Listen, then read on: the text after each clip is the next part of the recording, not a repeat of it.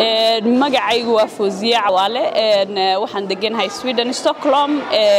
xaflad aad baan ugu faraxsanahay inaan ka soo qayb galo xafladda maanta 1 Luulyo ee midaysay ummadda Soomaaliyeed raas casayr ila raas kabooni waxaan aad ugu faraxsanahay inaa waxyaabo badan oo waalidiinteena iyo dadkii hore u soo dabaaldegeen aan wax badan oo ku ciyaarnay dabadeed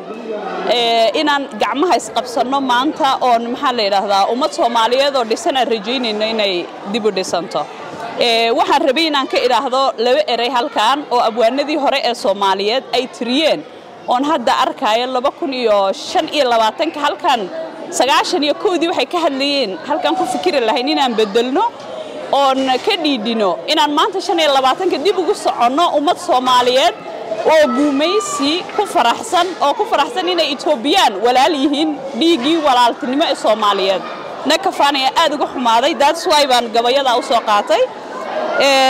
abwaanadii sameeyay waan ka xumahay ma garanayo magacadoodii laakiin Sayid Cabdillah Xasan baan ka sii xasuustaa 91 iyo 2 noogu sii darane waa 7 colaad iyo abaar saama dubata ah dabaylaha sanqari aaba waa saxar madoobaade ila soco war sugan baan murtida kuugu saxayaaye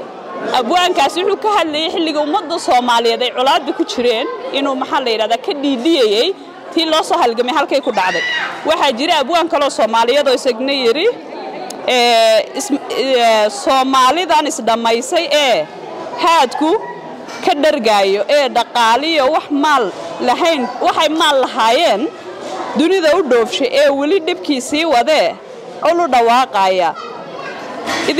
idinka isdhameeyo ubadkiini cunaya milyan aad dhasheen baad xabaal kaga dhaqaaqdeene taasina waa wax jira oo maanta wali baan ku sii dhiiranayno inaan mar kale malaayiin aan dhalnay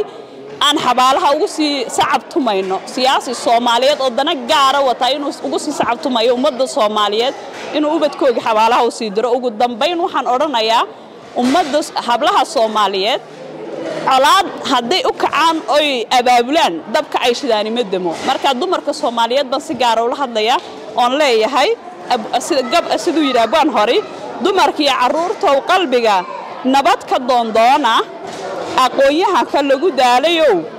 deynta soo celiya aqoonyahanada Soomaaliyeed waa la inagu daalay deynta idinkuna soo celiyada culimada dariiqo daacad wax u sheegay idinkuna culimada iyo haweenka Soomaaliyeed baan si gaar ah u hadlaya haday gacmaha isqabsadaan ummadda Soomaaliyeed way guuleysanaysaa mar kalena inaan u noqon 1991 aad baad u mahadsantiin Soomaaliya ha noolaato cadankaas ay nameedeeya ciida Soomaaliyeed bay namidaysaa generationka soo socda inaan u dhisno meeshay ku hiran lahaayeen ayaan rajaynayaa insha Allah aad baan idin salaamaya